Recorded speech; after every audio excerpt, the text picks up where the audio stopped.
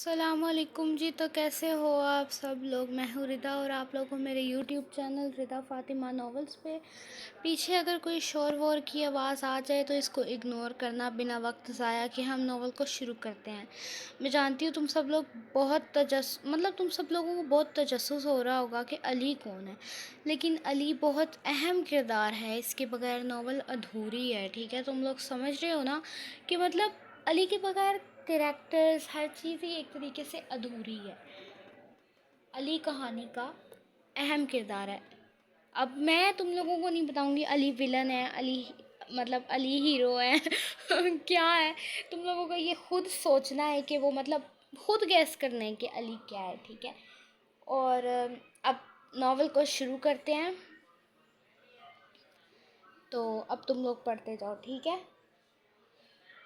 پہلے میرا دل کر رہا تھا، ویسے آپس کی بات ہے، کہ میں وائس اوور نہ دوں، لیکن پھر کمنٹس میں اور اس طرح انسٹا پر ڈی ایم آتے ہیں کہ کیا کہتے ہیں وائس اوور دوں، یہ کروں وہ کروں، تو چلو آج دیتی ہوں۔ اور جن لوگوں کو قصاص پی ڈی ایف میں نہیں مل رہا، پرائم اردو ناولز والوں کی ویب سائٹ پہ جاؤ بھائی، وہاں پر سرچ کرو ان کی ناولز میں، کہ میری ناول کا نام سرچ کرو، مل ہی جائے گا۔ مجھے خود ان کی میں نے انہیں کہا ہے وہ پرابلم کچھ ہوئی ہے، شاید سالو ہو جائے، دیکھتے ہیں۔ خیر، اب تم لوگ پڑھو۔ ٹھیک ہے،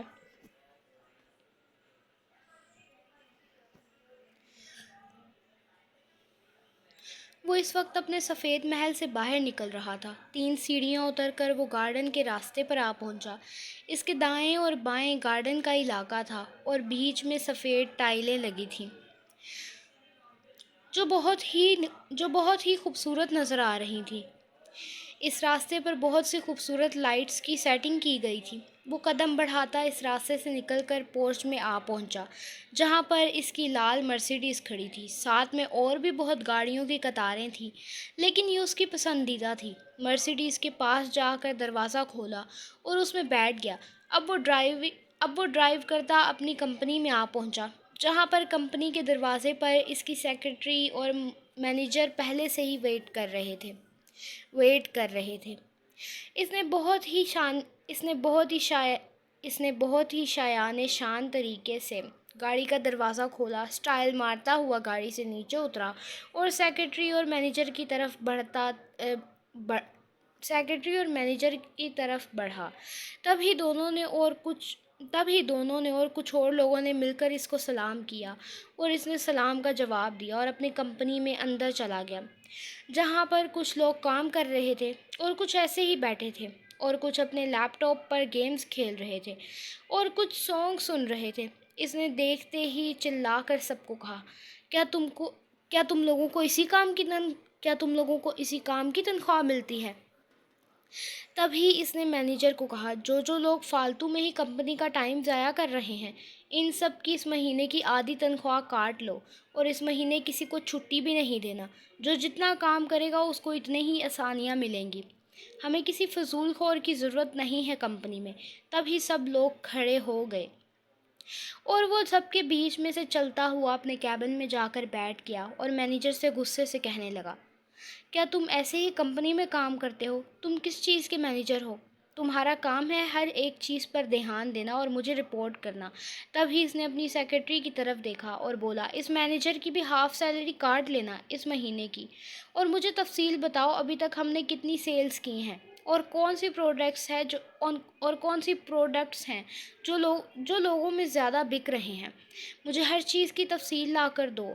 تم تو کسی کام کے نہیں، ادھر ہی یہ سب باتیں اور کام چیک کرتے ہوئے اس کو 1 گھنٹہ لگ چکا تھا۔ دوسری طرف وہ اس سفید محل جیسے گھر کے ایک کمرے میں تھی۔ وہ وہاں سے باہر نکلنا چاہتی تھی، پر ہر طرف سے کچھ نظریں اس کو دیکھ رہی تھی۔ گارڈز، گھر کے ملازمین، جن کو علی خاص طور پر کہہ کر گیا تھا کہ ہیر پر نظر رکھی جائے، وہ گھر سے باہر نہ جا سکے، لیکن ہیر کے دماغ میں ابھی بھی تھا کہ وہ کیسے گھر سے نکلے۔ اسے کسی بھی حال میں اپنے گھر واپس پہنچنا تھا، نہ جانے وہ کہاں پر تھی۔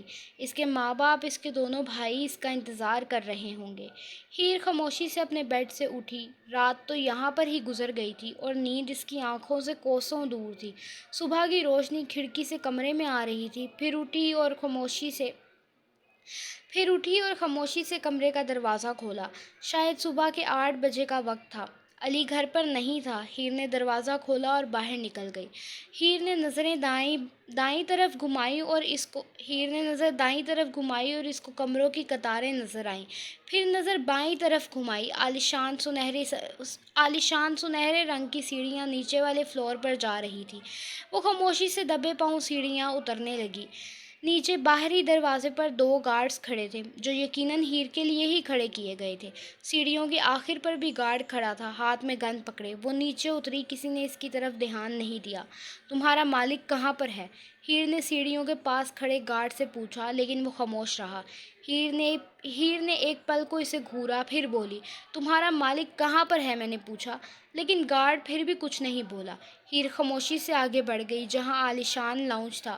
سامنے پوری دیوار جتنی LCD لگی تھی، جیسے کوئی سینما ہو۔ سنہرے صوفے بھی لگے نظر آ رہے تھے اور شیشے کا سینٹر ٹیبل بھی رکھا تھا۔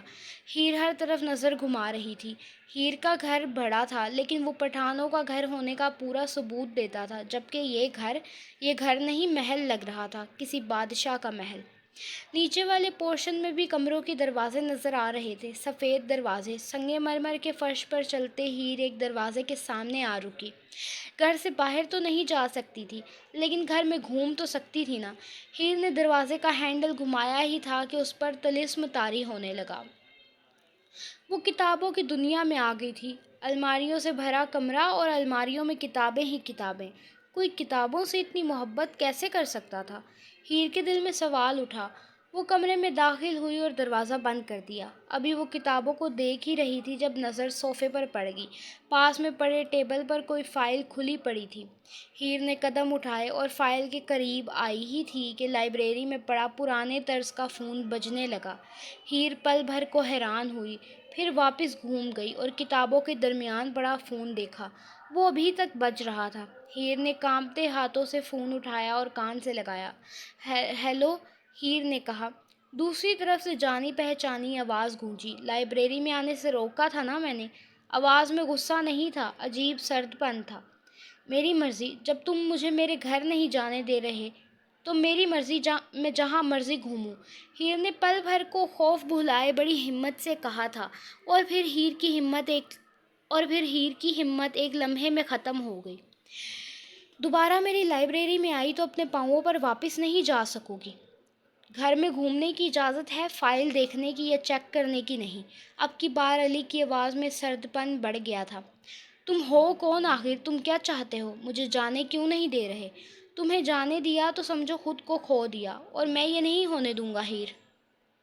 جو کر رہا ہوں کرنے دو۔ یہاں ہو تو سلامت ہو، یہاں نہ ہوتی تو شاید مر چکی ہوتی۔ وہ اب کی بار اونچی آواز میں بولا۔ ہیر سہم کر رہ گئی۔ اور میں کیا چاہتا ہوں تمہیں یہ جاننے کی ضرورت نہیں ہے۔ آج شام کو میں خود تمہیں تمہارے گھر چھوڑ آؤں گا، فکر نہ کرو۔ اور ہاں، لائبریری سے ابھی اور اسی وقت باہر جاؤ، نہیں تو مجھ سے برا کوئی نہیں ہوگا۔ فون بند ہو گیا۔ ہیر نے قدم باہر گھما دیے۔ وہ باہر آئی تو رات والی ملازمہ باہر کھڑی نظر آئی۔ بی بی، خدا کا واسطہ ہے آپ کمرے میں رہیں، نہیں تو صاحب جی غصہ کرتے ہیں۔ بی بی جی، آپ کیوں ہمیں نوکری سے نکلوانا چاہتی ہیں؟ مجھے بتاؤ، آپ کا یہ صاحب کب واپس آئے گا؟ ہمیں نہیں پتہ وہ کب واپس آئیں گے۔ نہیں آتا تو نہ آئے، مجھے میرے گھر واپس جانا ہے۔ اپنے یہ گارڈ کو کہو مجھے باہر جانے دے۔ میں یہ نہیں کہہ سکتی بی بی جی، صاحب جی کی اجازت کے بغیر ہمیں کوئی بھی کام کرنا منع ہے۔ دیکھو، اگر تم نے میری بات نہیں مانی تو… ہیر نے یہاں وہاں نظر گھمائی۔ پاس میں سینٹر ٹیبل پر پڑی پھلوں کی ٹوکری میں چھری نظر آئی۔ ہیر نے چھری اٹھا کر فوراً اپنی کلائی پر رکھ لی۔ میں خود کی جان لے لوں گی اگر مجھے جانے نہیں دیا تو۔ تمہیں اندازہ ہے ہمارے گھر والے کیا سوچ رہے ہوں گے کہ میں بھاگ گئی ہوں کسی لڑکے کے ساتھ؟ ممکن ہے میں گھر جاؤں اور وہ مجھے جان سے مار دیں۔ دیکھیے بی بی، یہ کرنا فضول ہے۔ ہم کچھ نہیں کر سکتے جب تک صاحب جی ہمیں صاحب جی ہمیں نہ کہیں تو ٹھیک ہے، پھر میں اپنی جان لے لیتی ہوں، قصہ ہی ختم ہو جائے گا، گھر والے بھی کچھ نہیں کہیں گے۔ ابھی ہیر یہ بولی ہی تھی جب ٹیبل پر پڑا فون بجنے لگا۔ ہیر نے فون کی طرف دیکھا۔ یہ تمہارے صاحب کا فون آ رہا ہے نا؟ ہیر نے فوراً آگے بڑھتے فون اٹھایا۔ تب ہی ملازمہ نے فوراً اس کے ہاتھ سے فون کھینچا اور کال اٹینڈ کی۔ جی صاحب جی کہیں۔ اسپیکر کھولو، دوسری طرف سے آواز آئی تھی۔ تو ملازمہ نے اسپیکر آن کیا۔ ہیر میری بات کان کھول کے سن لو، تمہیں اپنی جان لینی ہے تو بے شک ابھی کے ابھی لے لو، لیکن یہ حرکتیں کر کے میرے ملازموں کو یا پھر مجھے تنگ کرنے کی کوشش نہیں کرو۔ میں تمہیں پہلے ہی بھی بول چکا ہوں کہ تم آج شام سے پہلے گھر سے باہر نہیں نکل سکتی۔ میرا صبر نہ آزماؤ، وہ اب کی بار چلایا تھا۔ مجھے میرے گھر جانا ہے، تم سن رہے ہو؟ ہیر کی آنکھوں میں اب آنسو آ گئے تھے۔ تمہاری اس حرکت کی وجہ سے میرے گھر والے جانتے ہو کیا سمجھ رہے ہوں گے؟ دلاور بھائی، وہ کس قدر بھٹکا رہے ہوں گے میرے بابا کو۔ میرے بابا مجھ سے نفرت کرنے لگیں گے علی۔ ہیر روتے ہوئے چلائی تھی۔ ہیر تم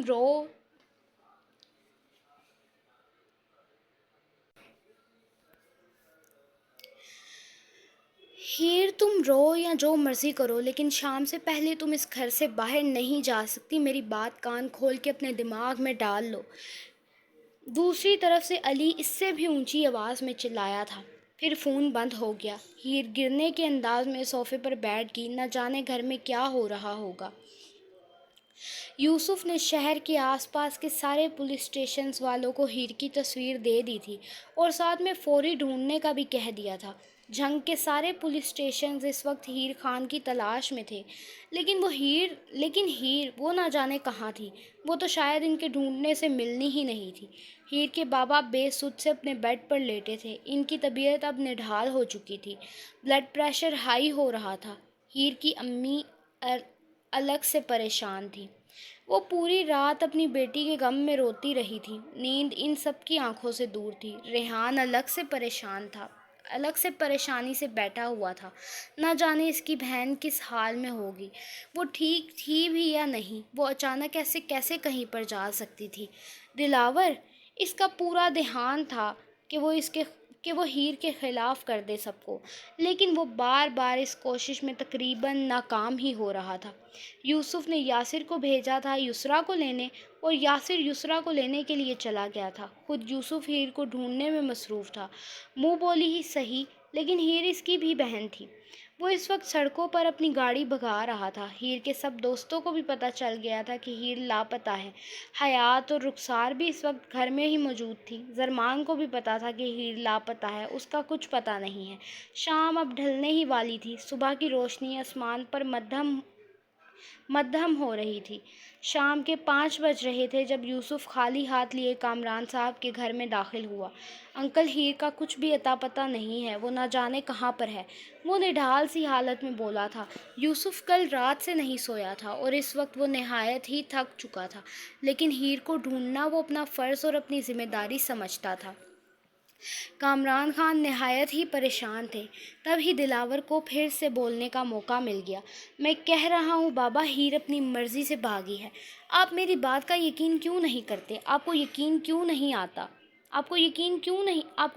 نہیں آتا تو اگر جب وہ گھر آ جائے تو بے شک آپ اس کا فون دیکھ لیجئے گا، نہیں تو میں خود چیک کروں گا اس کا فون۔ دلاور بولا تو ریحان کو اس پر شدید غصہ آیا۔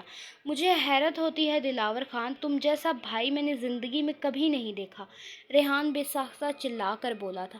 اپنی آواز سنبھال کر بات کرو لڑکے، تم سے بڑا بھائی ہوں اور زیادہ جانتا ہوں دنیا کو اور ہیر جیسی لڑکیوں کو بھی۔ دلاور کا ابھی کہنا ہی تھا جب کامران نے فوراً دلاور کے منہ پر کھینچ کر تھپڑ مارا تھا۔ دلاور فوراً خاموش ہو گیا۔ اپنی زبان سے ہیر کے خلاف کچھ بھی نہیں نکالنا دلاور، میں تمہاری جان لے لوں گا۔ ہیر جیسی لڑکیاں؟ کیا بولے ہو تم؟ ہیر جیسی لڑکیاں؟ تم نے میری بیٹی کو سمجھ کے کیا رکھا ہوا ہے؟ وہ کیسی ہے؟ تم اس کے بھائی ہو، تم سے یہ سب تم یہ سب سوچ بھی کیسے سکتے ہو دلاور؟ کامران خان اب چلا رہے تھے۔ دلاور کا سپر جواب دے گیا۔ وہ فوراً چلاتے ہوئے بولا، آپ سب کو یقین نہیں آ رہا؟ خود آپ سب کو یقین دلاؤں گا۔ ہیر کا فون چیک کر کے آنے دیں اسے ذرا۔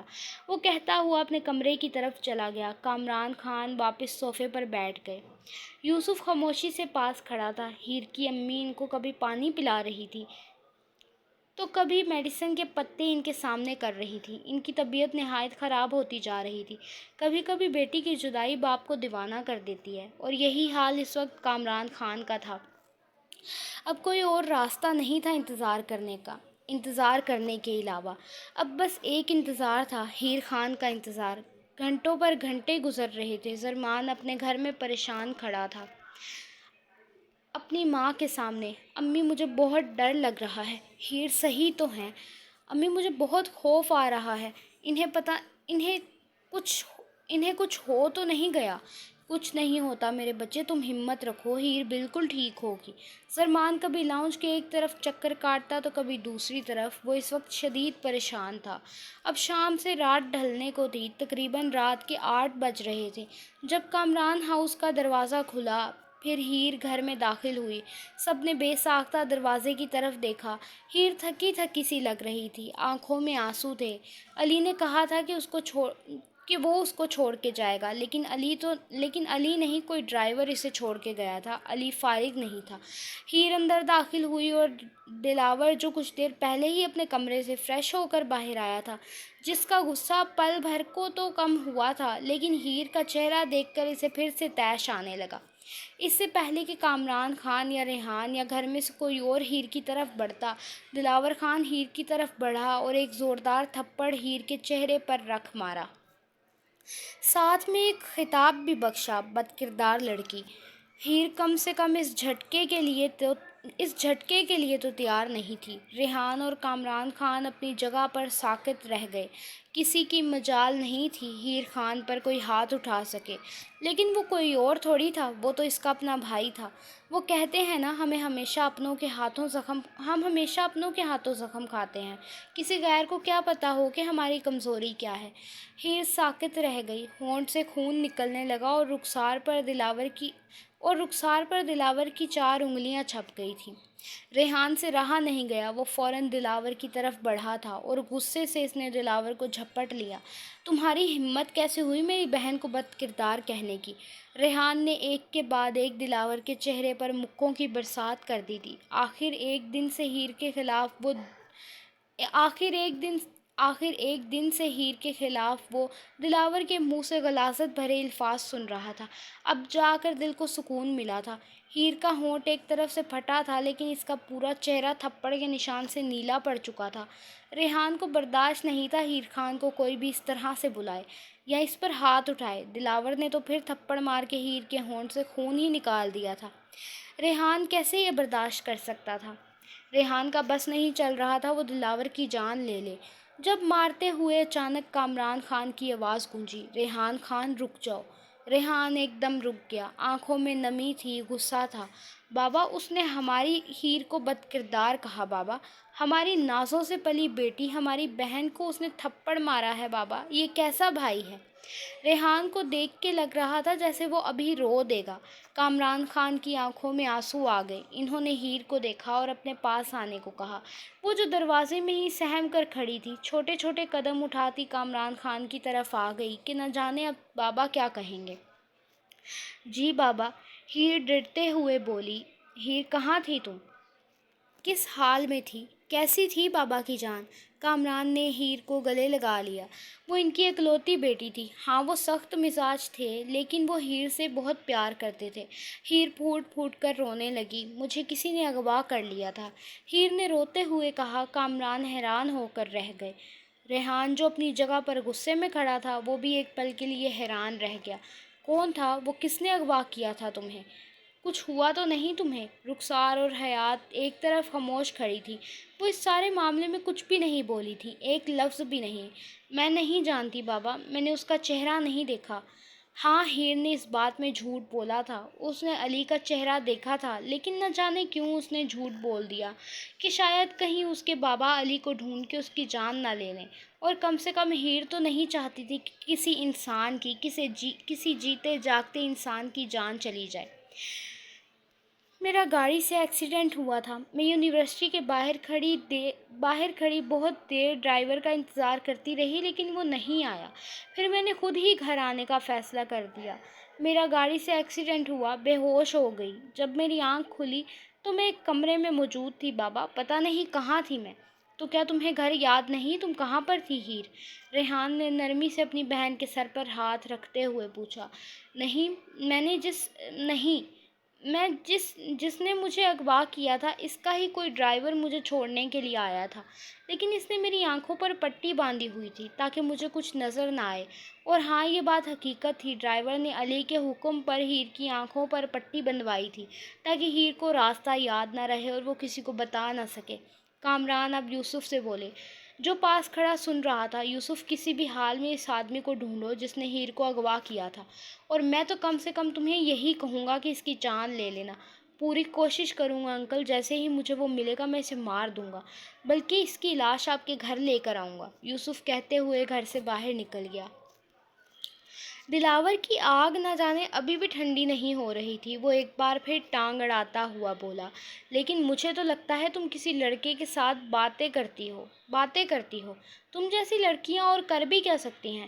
میں نے تمہیں خود دعوت والی رات کسی سے فون پر بات کرتے ہوئے سنا تھا۔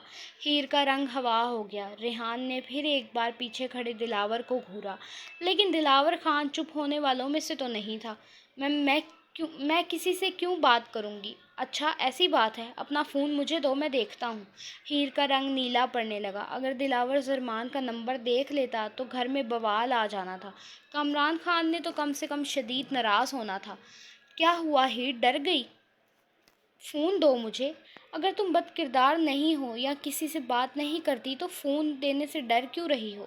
دلاور کا یہ کہنا تھا۔ کامران خان اٹھ کر چلائے، میں تمہیں کہتا ہوں ابھی اور اسی وقت اپنے کمرے میں جاؤ، نہیں تو میرے گھر سے نکل جاؤ دلاور۔ میری بیٹی کے اوپر الزام برداشت نہیں کروں گا، نکلو یہاں سے۔ کامران حلق کے بل چلائے تھے۔ جا رہا ہوں بابا اپنے کمرے میں، نہیں کرتا آپ کی بیٹی سے کوئی بات۔ دلاور بھی کہتا اپنے کمرے کی طرف چلا گیا۔ ہیر، تم جاؤ اپنے کمرے میں آرام کرو بیٹا، کامران خان نے بولا تو ہیر خاموشی سے اٹھتی اپنے کمرے کی طرف آ گئی۔ کمرے کا دروازہ کھولا، سکون کی لہر اس کے اندر تک اتر گئی۔ وہ تقریباً ایک دن سے زیادہ وقت کسی اور کے گھر میں رہی تھی، لیکن جو سکون اپنے گھر میں تھا وہ کہیں اور نہیں تھا۔ دلاور نے بہت کوشش کی ہیر کے خلاف بھڑکانے کی، لیکن کوئی بھی بھٹکنے کو تیار نہیں تھا۔ ہیر خاموشی سے اپنے کمرے میں آ گئی، الماری کھولی، اپنے کپڑے نکالے اور واش روم میں فریش ہونے کے لیے چلی گئی۔ تقریباً 15 منٹ بعد وہ باہر آئی۔ سر کے بال گیلے تھے، اس نے انہیں جوڑے کی قید سے آزاد کیا، لیکن سکھانے کی زحمت نہیں کی۔ گیلی لٹیں اب کمر پر لہرا رہی تھیں۔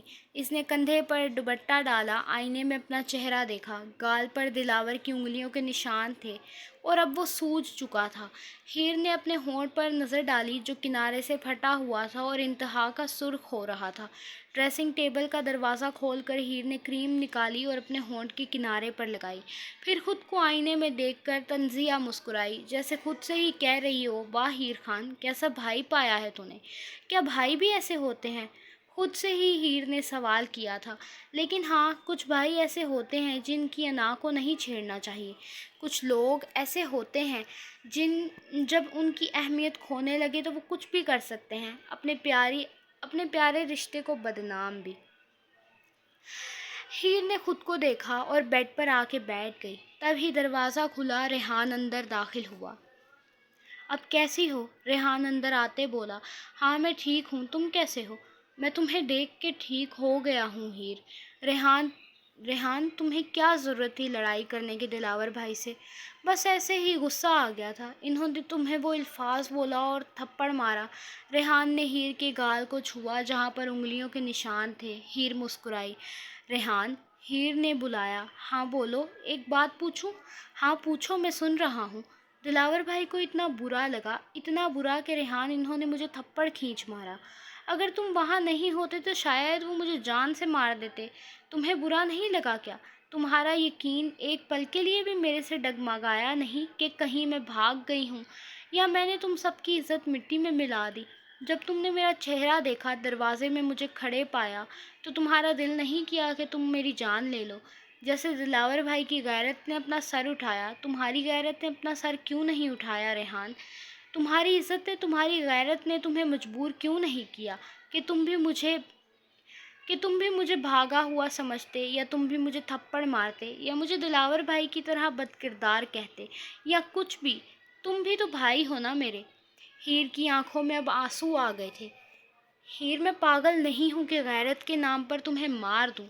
میری اکلوتی بہن ہو تم، اور اگر میری کوئی اور بھی بہن ہوتی تب بھی میں تمہیں کچھ نہ کہتا۔ ریحان، اگر مجھے کسی سے محبت ہو، دلاور بھائی مجھے غلط سمجھیں گے۔ تم مجھے غلط نہیں سمجھو گے کیا؟ نہیں، نہیں، ہرگز نہیں۔ محبت کرنا اگر مردوں کے لیے گناہ نہیں ہے تو عورتوں کے لیے بھی نہیں ہونا چاہیے، اور میری نظر میں یہ گناہ نہیں ہے ہیر۔ میں بس تمہارے لیے فکر مند تھا۔ میرے دماغ میں ایک پل کے لیے بھی یہ خیال نہیں آیا کہ تم بھاگ گئی ہو۔ اور جہاں تک مارنے کی بات ہے، تم میری بہن ہو ہیر، اور اگر تمہیں مار دوں گا تو میرے پاس کیا رہ جائے؟ تم میری ایک بہن ہو ہیر، اگر تمہیں مار دوں گا تو میرے پاس کیا رہ جائے گا؟ ریحان نے اپنے کندھے اچکائے۔ تم میری لاڈلی بہن ہو، تمہیں کچھ نہیں ہونے دوں گا، اور یہ غیرت وغیرہ کچھ نہیں ہوتی، یہ صرف دنیا داری کی باتیں ہیں۔ اس جہان میں غیرت کے نام پر مار دوں گا تو اگلے جہان میں حساب کے دن کیا کروں گا میں؟ اور مردوں کی عزت اور غیرت تب ہی کیوں جاگتی ہے جب اپنی بیٹی یا بہن کی بات آتی ہے، جب اس کو کسی سے محبت ہو جاتی ہے، جب وہ اپنی محبت کا اقرار کر لیتی ہے۔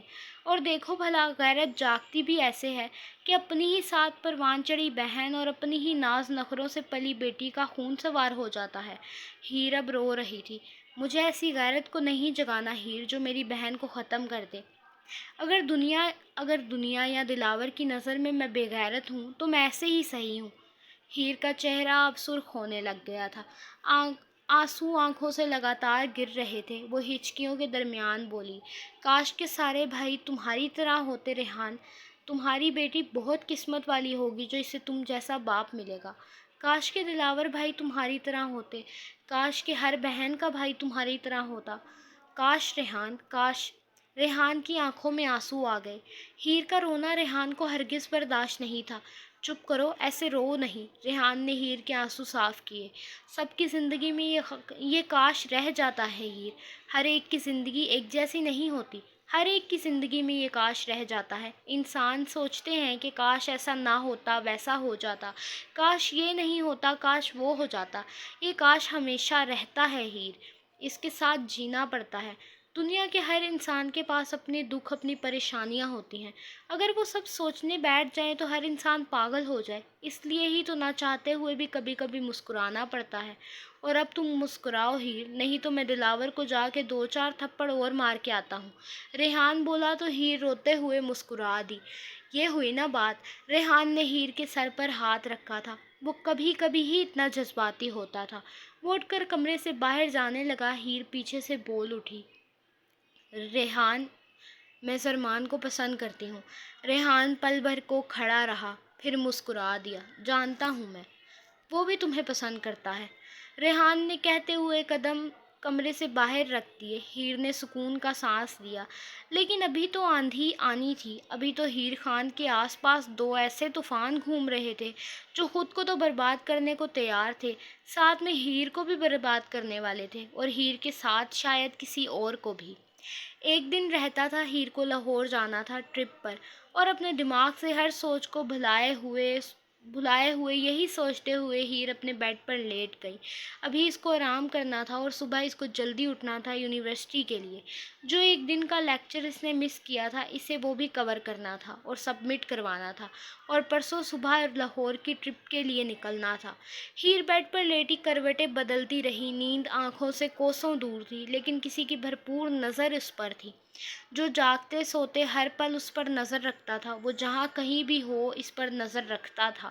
یہ علی کی لائبریری کا منظر تھا۔ وہ لائبریری میں صوفے پر بیٹھا تھا، سینٹر ٹیبل کے اوپر اپنا لیپ ٹاپ رکھے ہوئے کوئی CCTV فوٹیج دیکھ رہا تھا۔ جو شاید ہیر کے کمرے کی تھی۔ علی بہت ہی دھیان سے ہیر کے اوپر نظر گاڑے ہوئے بیٹھا تھا، چہرے پر سنجیدگی، آنکھوں میں سرد پن، ایک دم الرٹ۔ وہ پورے دن کا تھکا ہوا تھا، وہ سونا چاہتا تھا لیکن وہ سو نہیں سکتا تھا۔ وہ جانتا تھا ہیر کے گھر میں کوئی تھا جو کسی بھی حد تک جا سکتا تھا، ہیر کو بدنام کرنے کے لیے یا اسے نقصان پہنچانے کے لیے۔ علی کسی بھی حال میں آرام نہیں کر سکتا تھا، اسی لیے اس وقت علی کے پاس ٹیبل پر بلیک کافی سے بھرا مگ پڑا تھا۔ وہ سی سی ٹی وی فوٹیج دیکھتا ہوا گھونٹ گھونٹ کافی پی رہا تھا۔ نہ جانے یہ اس کا کتناواں مگ تھا۔ تبھی ملازمہ نے لائبریری کا دروازہ کھٹکھٹایا۔ آ جاؤ، علی کی آواز پر ملازمہ دروازہ کھول کر اندر آئی۔ صاحب جی، کھانا تیار ہے، آپ آ جائیں۔ میرا کھانا مجھے یہاں ہی دے دو اور ممی کو کہو وہ کھانا کھا لیں، میں آج ان کے ساتھ کھانا نہیں کھا سکوں گا۔ علی نے کہتے ہوئے اسے لائبریری سے باہر جانے کا اشارہ کیا تو وہ خاموشی سے گردن ہلاتی باہر چلی گئی۔ کوئی جانتا ہی نہیں تھا علی ہیر پر نظر رکھ کیوں رہا تھا۔ آخر کیا راز تھا؟ آخر علی کون تھا؟ ایک پرفیوم کی کمپنی کا مالک یا پھر کوئی گینگسٹر؟ یاسر جو یوسف کے گھر میں یسریٰ کو کولڈ ڈرنک دے رہا تھا۔ ٹرے سے کولڈ ڈرنک کا گلاس اٹھاتے ہوئے یسریٰ نے اس کا چہرہ دیکھا۔ شکریہ آپ کا۔ ویسے یوسف بھائی نظر نہیں آ رہے، کہاں پر ہیں؟ کامران صاحب کے گھر گئے ہیں، بس آتے ہی ہوں گے۔ چلیں ٹھیک ہے، میں انتظار کر لیتی ہوں۔ یسریٰ خاموش ہو کے بیٹھ گئی۔ یاسر سامنے والے صوفے پہ جا کے خاموشی سے بیٹھ گیا اور اس کو دیکھنے لگا۔ یاسر کی نظر خود پر محسوس کرتے یسریٰ نے اس کو گھورا۔ کیا آپ کو کوئی بیماری ہے جو مجھے گھورتے رہتے ہیں؟ جی، عشق کی بیماری ہے، کیا آپ ٹھیک کر دیں گی؟ اس کی بات پر یسریٰ مسکرائی۔ نہیں، میرے پاس عشق کی بیماری کا علاج نہیں ہے، آپ کسی اور سے رابطہ کریں۔ لیکن جب ہوا ہی آپ سے ہے تو کسی اور سے رابطہ کر کے میں کیا کروں گا؟ ویسے آپ سے بڑا فلرٹ کرنے والا انسان میں نے زندگی میں نہیں دیکھا۔ دیکھیں گی بھی کیسے، میں اکیلا ہی ہوں اس دنیا میں، سنگل پیس یاسر معصومانہ انداز میں بولا۔ یسریٰ کہا لگا کر ہنسنے لگی۔ یاسر بھی ساتھ ہی مسکرا دیا۔ تبھی فلیٹ کا دروازہ کھلا اور یوسف اندر داخل ہوا۔ وہ تھکا تھکا نڈھال سا لگ رہا تھا۔ یاسر نے اس کو پانی کا گلاس دیا۔ وہ صوفے پر بیٹھتے ہوئے پینے لگا۔ بھائی، ہیر مل گئی ہے کیا؟ ہاں یاسر، مل گئی تھی۔ کہاں سے ملی؟ کیسے ملی؟ ٹھیک ہے وہ؟ یاسر، وہ اغوا ہو گئی تھی، پھر نہ جانے کڈنیپرز خود ہی اسے چھوڑ کر چلے گئے۔ اللہ اللہ، کیسے کڈنیپر ہیں؟ کوئی پیسے کوئی رقم مانگی ہی نہیں؟ یاسر حیران ہوا تھا۔ مجھے خود یہ بات سمجھ نہیں آئی یاسر، یہ کیسے کڈنیپر تھے جنہوں نے بس ہیر کو کڈنیپ کیا؟ چلیں آپ یہ سب چھوڑیں، یہ شکر منائیں کہ وہ ملی تو صحیح۔ ہاں یاسر، ہم سب ہی بہت پریشان ہوئے تھے، پورے دن سے میں سڑکوں پر گھومتا پھر رہا تھا۔ یسریٰ خاموشی سے سن رہی تھی۔ یوسف بھائی، یہ ہیر وہی ہے نا جس کی یونیورسٹی میں آپ مجھے صبح ایڈمیشن کے لیے لے کر جائیں گے؟ صبح تو نہیں لے کر جا سکتا، کچھ دنوں میں لے کر جاؤں گا۔ پرسوں ہیر کی یونیورسٹی کی ٹرپ جا رہی ہے، میں نے یونیورسٹی سے پتہ کیا تھا، تو اس کے بعد ہی تم ایڈمیشن لے سکتی ہو۔ چلیں ٹھیک ہے، کوئی بات نہیں، لیکن میں تب تک کیا کروں گی؟ میں بور ہو جاؤں گی گھر پر۔ آپ دونوں تو پولیس اسٹیشن چلے جاتے ہیں۔ اس بارے میں میں کچھ نہیں کہہ سکتا یسریٰ، میرا پولیس اسٹیشن جانا تو بہت ضروری ہے۔ ہاں، یاسر کا کل کوئی کام نہیں ہے، اسے فی الحال کسی بندے کو مارنا وارنا نہیں ہے، نہ ہی اسے میرے ساتھ کسی کیس پر جانا ہے، تو کل وہ تمہیں جھنگ گھما دے گا۔ یسریٰ نے برا سا منہ بنا کے جی کہا۔ یاسر کی خوشی تو جیسے چھپائے نہیں چھپ رہی تھی۔ ٹھیک ہے یوسف بھائی، میں کمرے میں جا کر جلدی سوتا ہوں، صبح جلدی اٹھنا ہے نا یسریٰ جی کے لیے۔ یاسر جلدی سے کہتا ہوا صوفے سے اٹھ کر کھڑا ہو گیا تو یوسف نے حیران کن نظروں سے اسے دیکھا۔ بڑی بات ہے یاسر، کبھی اتنی خوشی پولیس اسٹیشن جانے کے لیے تو نہیں ہوئی۔ پولیس اسٹیشن جانے کے لیے کون خوش ہوتا ہے بھائی؟ یوسف خاموشی سے یاسر کو دیکھ کر رہ گیا۔ یسریٰ تو کب کی اٹھ کے اپنے کمرے میں سونے کے لیے جا چکی تھی۔ قاسم اس وقت لاہور کی سڑک پر گھوم رہا تھا۔ قاسم خان اور لاہور کیسے؟ وہ اپنے گھر والوں کو بتا کر آیا تھا کہ وہ کسی ضروری ہوٹل کی ڈیل کی وجہ سے لاہور جا رہا ہے، لیکن کوئی ڈیل تو تھی ہی نہیں، وہ تو شاید کوئی اور ہی ڈیل پوری کرنے آیا تھا۔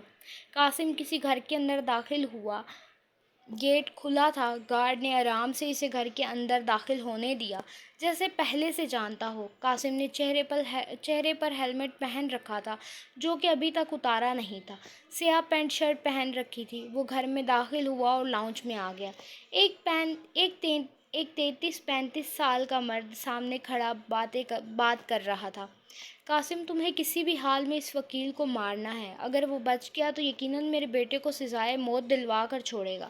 آپ بالکل فکر نہ کریں، میرے لیے انسان مارنا مشکل کام نہیں ہے، اور اس کو میں مار دوں گا۔ ٹھیک ہے قاسم، اگر تم نے یہ کام کر دیا تو تمہیں منہ مانگی قیمت ملے گی۔ رہنے دیں عدنان صاحب، اگر میں نے منہ مانگی قیمت مانگ لی تو آپ کا یہ گھر اور ساری جائیداد بھی کم پڑ جائے گی، اس لیے آپ بتا دیں آپ کیا دیں گے، نہیں تو پھر میں اپنی فرمائش رکھتا ہوں۔ قاسم، میں تمہیں 2 کروڑ دوں گا اس وکیل کو مارنے کے، عدنان بولا تو قاسم اس کو دیکھ کر مسکرایا۔ بس 2 کروڑ؟ آپ کو نہیں لگتا یہ کم ہے؟ بلکہ شاید یہ بہت زیادہ ہی کم ہے۔ تو قاسم پھر تم خود ہی بتا دو تمہیں کتنے پیسے چاہیے۔ چلیں پھر 10 کروڑ دے دیں، نہ زیادہ نہ کم۔ قاسم بڑے ہی نارمل انداز میں بولا، جیسے 10 کروڑ کوئی رقم ہی نہیں ہوتی، جبکہ عدنان کا منہ کھل گیا۔ قاسم، 10 کروڑ کچھ زیادہ نہیں ہے؟ نہیں، بالکل بھی نہیں، بلکہ یہ تو ابھی بھی بہت کم ہے۔ میں نے تو آپ کا احساس کر کے اتنے کم پیسے مانگے ہیں، نہیں تو میں زیادہ لیتا ہوں، آپ سمجھ رہے ہیں نا؟ ٹھیک ہے قاسم، میں دے دوں گا 10 کروڑ۔ سوچ لیجئے عدنان صاحب، کیونکہ اگر آپ مکرے تو ممکن ہے میں آپ کی جان بھی لے لوں۔ آپ چاہیں خود کو بیچیں، مجھے میرے پورے پیسے چاہیے کام ہو جانے پر۔ یقین رکھو قاسم، میں دے دوں گا، تم اس کا کام تمام کر دو پہلے۔ ٹھیک ہے سمجھے، ہو گیا اس کا کام تمام، قاسم کہتا گھر سے باہر نکل گیا۔ باہر آ کر اس نے بائک سٹارٹ کی اور پوری رفتار سے بائک بھگا لے گیا۔ یہ صبح پرسکون اور سہانا دن تھا۔ ہیر اپنے بستر سے اٹھی، وہ ایک دن بعد سکون کی نیند سوئی تھی۔ وہ اپنے بیڈ سے اٹھی اور فریش ہونے کے لیے واش روم میں چلی گئی۔ کچھ دیر بعد واش روم سے فریش ہو کر آئی، آئینے میں کھڑے ہو کر اپنا عکس شیشے میں دیکھا۔ چہرے کی سوجن قدرے کم ہو گئی تھی، لیکن نشان ابھی بھی نظر آ رہے تھے۔ خیر، نشانوں پر غور کرتی تو یونیورسٹی جانا مشکل لگتا۔ اس نے ہلکی پھلکی شلوار قمیض پہن رکھی تھی، سیاہ چادر اپنے گرد لپیٹی، اپنا بیگ اٹھایا اور کمرے سے باہر نکل آئی۔ کامران صاحب صوفے پر بیٹھے ٹی وی دیکھ رہے تھے، ساتھ ساتھ چائے پی رہے تھے۔ ہیر کو آتے دیکھ کر مسکرائے۔ آؤ آؤ بیٹا۔ السلام علیکم بابا۔ وعلیکم السلام بابا کی جان، کیا حال ہے تمہارا؟ میں ٹھیک ہوں، ہیر نے مسکراتے ہوئے کہا۔ کامران خان کی نظر ہیر کے چہرے پر لگے نشان پر پڑی۔ آنکھوں میں دلاور خان کے لیے غصہ در آیا، جو خاموشی سے ٹی وی کی طرف نظریں گاڑے بیٹھا تھا۔ اس نے ہیر کی طرف دیکھا بھی نہیں تھا۔ تم کیا یونیورسٹی جا رہی ہو؟ کامران خان نے پوچھا۔ جی بابا، یونیورسٹی ہی جا رہی ہوں۔ ہیر آرام کر لیتی، میرا تو خیال تھا تمہیں آج نہیں جانا چاہیے تھا یونیورسٹی۔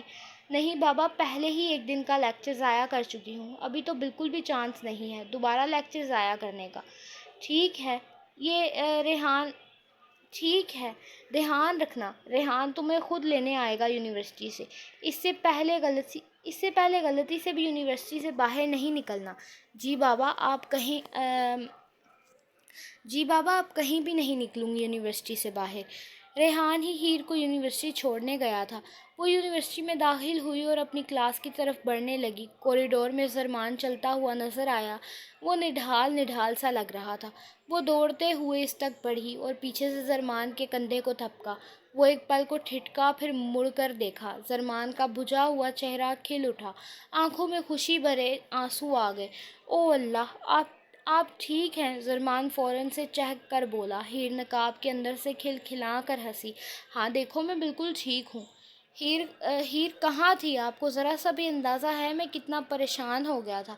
آپ ایسے کیسے گھر سے غائب ہو سکتی ہیں؟ رخسار اور حیات نے بتایا آپ اغوا ہو گئی تھی۔ ہیر، ایسے کیسے آپ کو کوئی اغوا کر سکتا ہے؟ آپ کو کہیں چوٹ تو نہیں آئی؟ آپ ٹھیک تو ہیں نا؟ زرمان بنا رکے سوال پہ سوال کر رہا تھا اور ہیر اس کا فکر مند ہونا دیکھ کر مسکرائے جا رہی تھی۔ رکو ذرا، صبر کرو، میں بالکل ٹھیک ہوں، مجھے کچھ بھی نہیں ہوا اور کچھ ہو بھی نہیں سکتا۔ ہیر خان کو بھلا کوئی کچھ کر سکتا ہے کیا؟ ہیر مذاق نہ کریں، آپ کو ذرا سا بھی اندازہ ہے میں کتنا زیادہ ڈر گیا تھا۔ پوری رات مجھے سکون سے نیند نہیں آئی کہ آپ صبح یونیورسٹی آئیں گی بھی یا نہیں۔ مجھے اگر ذرا سا بھی اندازہ ہوتا کہ اس دن آپ کے ساتھ وہ واقعہ ہو جائے گا، میں کبھی بھی آپ کو اکیلے آپ کے گھر نہیں جانے دیتا۔ آئندہ سے میں کبھی بھی آپ کی طرف سے لاپرواہی نہیں برتوں گا۔ کچھ بھی نہیں ہوا، کچھ بھی ہو، آپ میرے ساتھ ہی اپنے گھر جایا کریں گی۔ زرمان بولے جا رہا تھا، ہیر نے ایک دم اس کی زبان کو بریک لگائی۔ کیا ہو گیا ہے؟ پاگل تو نہیں ہو گئے؟ بابا نے اگر دیکھ لیا نا تو تمہارے ساتھ ساتھ ہماری بھی جان لے لیں گے۔ کوئی بات نہیں، آپ کے لیے مرنے کے لیے بھی تیار ہوں۔ دیکھو زرمان، بابا نے ریحان کو کہا ہے وہی مجھے چھوڑنے اور لینے کے لیے آیا کرے گا، تمہیں فکر کرنے کی بالکل بھی ضرورت نہیں ہے۔ اچھا، ریحان آیا کرے گا؟ چلیں پھر ٹھیک ہے، لیکن اپنا دھیان رکھا کریں۔ آپ دھیان رکھا کریں۔ کیا آئندہ سے میں آپ کا دھیان رکھا کروں گا؟ بس اسی لیے آپ سے کہتا ہوں کہ میرے سے شادی کر لیں، کم سے کم ہمیشہ آپ کے آس پاس تو رہوں گا آپ کا خیال رکھنے کے لیے۔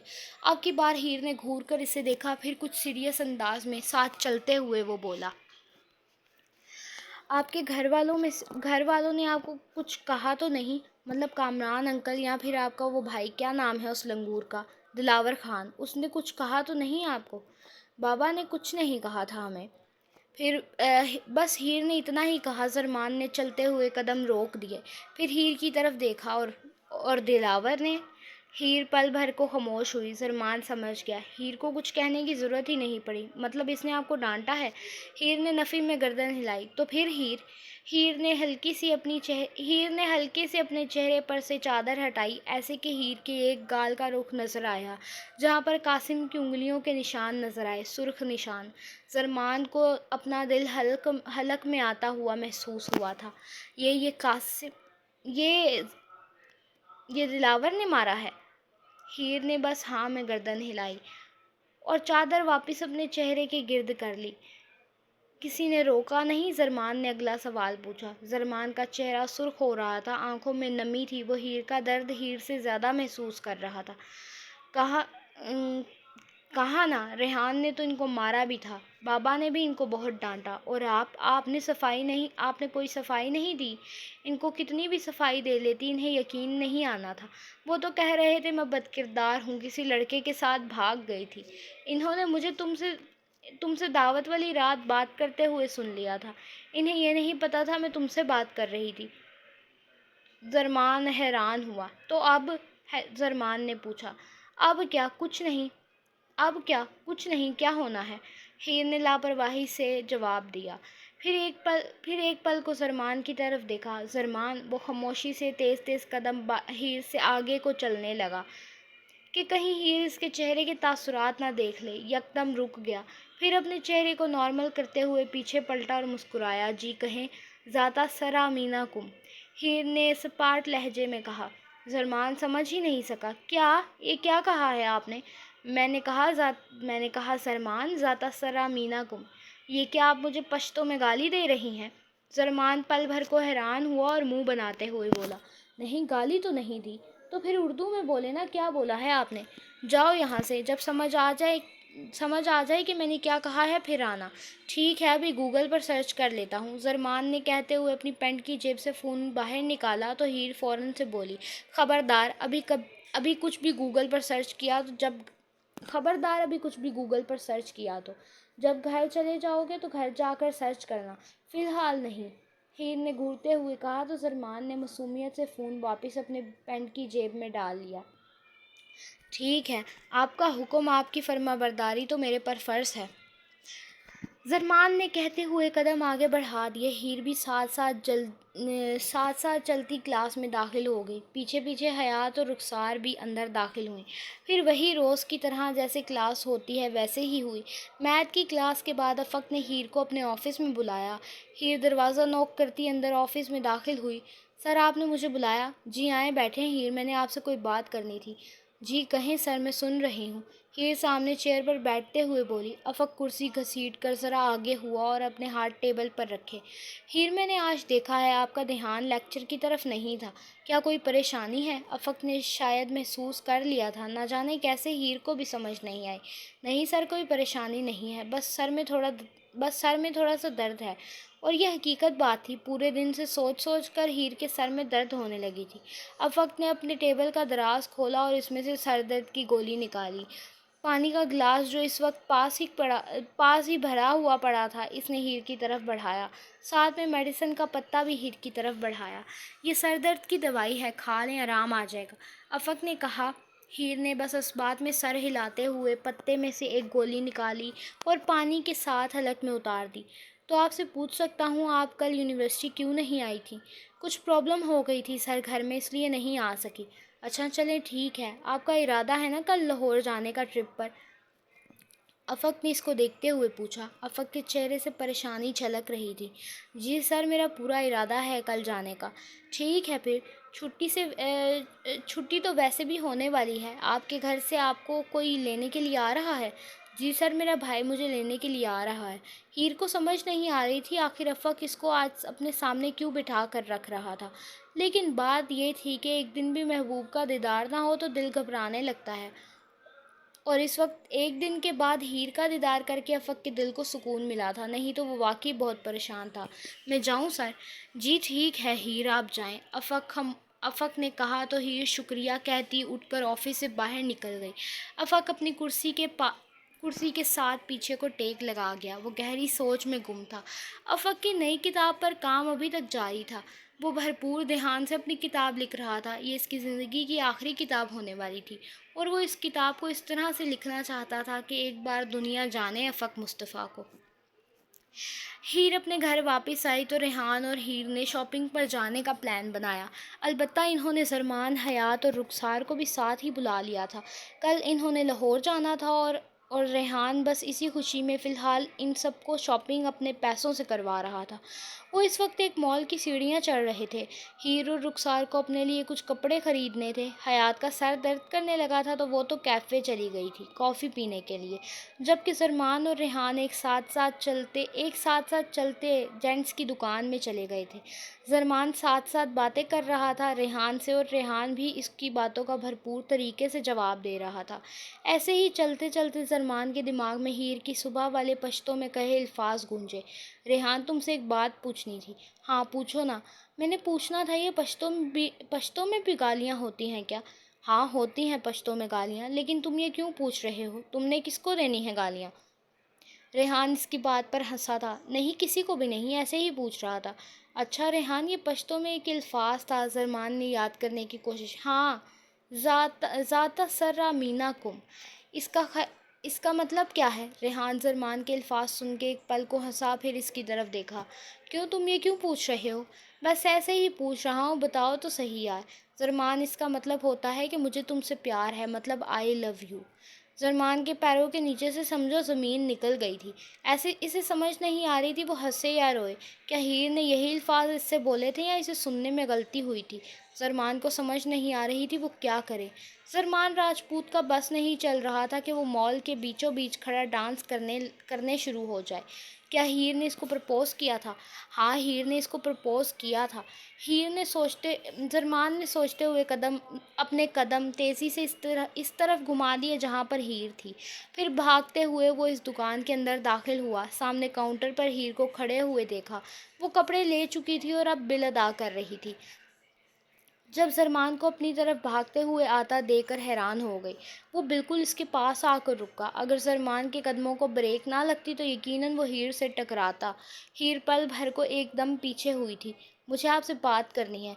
हाँ कहो, मैं सुन रही हूँ। और ये क्या अजीब जानवरों की तरह भाग कर आ रहे हो? जरमान का सांस फूला हुआ था। यहाँ नहीं, मुझे आपसे अकेले में बात करनी है 2 मिनट के लिए। बाहर आएंगी? रेहान जो आहिस्ता आहिस्ता कदम उठाते पास आ रहा था, वो मुस्कुराया, फिर दुकान के अंदर दाखिल हो गया। अच्छा बोलो, हीर ज़रा साइड पर होते हुए बोली। रेहान जो थोड़ा फासले पर खड़ा था इनको ही देख रहा था। हयात ने उससे पूछा, ये इन दोनों को क्या हो गया है? کچھ بھی نہیں، ان دونوں کی آپسی بات ہے، تم کپڑے خریدو۔ ریحان نے کہا تو ریحان نے ان دونوں کی طرف سے نظریں ہٹائی اور کپڑوں پر دھیان دینے لگی۔ ریحان خاموشی سے سینے پر بازو باندھے انہیں دیکھ رہا تھا، دور سے آواز کم ہی سنائی دے رہی تھی۔ مجھے آپ کی پشتوں کا مطلب سمجھ آ گیا، آپ نے مجھے کیا کہا تھا۔ اچھا تو پھر بتاؤ، میں نے تمہیں کیا کہا تھا؟ ہیر نے مسکرا کر پوچھا۔ زرمان مسکرایا۔ نہیں، میں ایسے نہیں بتا رہا، مجھے شرم آتی ہے۔ ہیر نے اس کو گھور کے دیکھا۔ ویسے حیرت کی بات ہے، اب تمہیں شرم آ رہی ہے؟ یونیورسٹی کے پہلے دن تمہیں شرم نہیں آئی تھی؟ اس کے بعد اتنی بار مجھے پرپوز کرتے رہے، تمہیں اس وقت شرم نہیں آئی؟ اب تمہیں شرم آ رہی ہے؟ تھپڑ ماروں گی، جلدی بولو۔ ہیر بولی تو زرمان نے مسکراتے ہوئے کہا، آپ نے مجھے آئی لو یو بولا تھا نا پشتوں میں۔ ہیر مسکرائی اور گردن اثبات میں ہلائی۔ بتائیں پھر بارات کب لے کے آؤں آپ کے گھر میں؟ نہیں، پہلے تو رشتہ لے کر آنا پڑے گا۔ امی کو ساتھ لے کر آؤں گا اپنی، آپ کے بابا مان تو جائیں گے نا؟ کب لے کر آؤں رشتہ؟ ہیر اس کا دیوانہ پن دیکھ رہی تھی۔ جب مرضی دل کرے لے آؤ۔ زرمان بے ساختہ اچھلا تھا۔ ٹھیک ہے پھر، آج ہی گھر جا کر امی کو بتاتا ہوں، ہم کل پرسوں آپ کے گھر رشتہ لے کر آئیں گے۔ زرمان نے مسکراتے ہوئے کہا، دماغ درست ہے؟ کل پرسوں تو ہم لاہور میں ہونا ہے۔ تم بھول گئے ہو کیا؟ ٹھیک ہے، لاہور سے آنے کے بعد لے آئیں گے رشتہ۔ ہیر نے ہاں میں سر ہلایا۔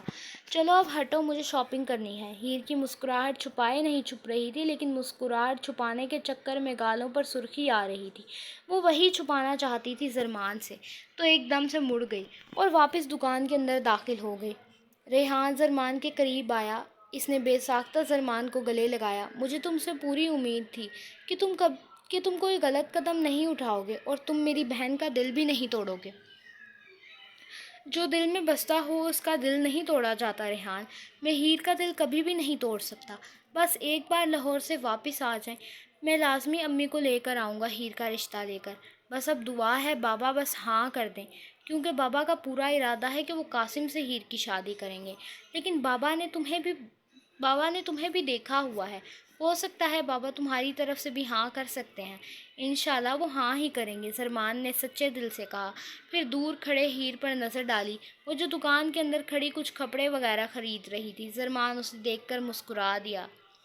ہاں جی، تو کیسی لگی آج کی ایپیسوڈ؟ اچھا، میرے گلے سے تم لوگوں کو عجیب وائب آ رہی ہوگی کیونکہ میرا گلا تھوڑا سا بیٹھ گیا۔ اب میں نے کیا کہتے ہیں، گرم پانی پی کے بس اپنے گلے کو اٹھانا ہے، ٹھیک ہے؟ خیر، تم لوگ اس سب کو اگنور کرنا، چینل کو سبسکرائب کرنا، ویڈیو کو لائک شیئر کمنٹ کرنا اور مجھے بتانا کیسی لگی آج کی ایپیسوڈ، کیسا لگا علی کا کریکٹر اور دوسری بات یہ ہے کہ مطلب کہ ایپیسوڈ شاید اگلی میں پرسوں ترسوں ڈال دوں، اگر مجھے ٹائم ملا تو میں ڈال دوں گی۔ میں پوری کوشش کرتی ہوں، میں تم لوگوں کو کیسے بتاؤں، اب تم لوگوں کو لگتا ہوگا کہ میں نالائق ہوں یا میں جان بوجھ کے تم لوگوں کو ترساتی ہوں ایپیسوڈ نہ دے کے جلدی، لیکن میں پوری کوشش کرتی ہوں کہ میں ایپیسوڈ جلدی دیا کروں، لیکن پتہ نہیں میرے سے ہو نہیں پاتا، ٹھیک ہے؟ تو ممکن ہے ابھی میری پوری کوشش ہے کہ میں ایپیسوڈ دے دوں۔ اگر میں لیٹ ہو گئی تو سمجھ لینا تم لوگوں کی بہن کسی کام میں بیزی ہے، ٹھیک ہے؟ یا مطلب بس بیزی ہے تم لوگوں کی بہن، بس سمجھ لینا، ٹھیک ہے؟ باقی چینل کو سبسکرائب کرنا، ویڈیو کو لائک شیئر کمنٹ کرنا اور مجھے ضرور بتانا کیسی لگی ناول، مطلب کیسی لگی آج کی ایپیسوڈ، ٹھیک ہے؟ اللہ حافظ۔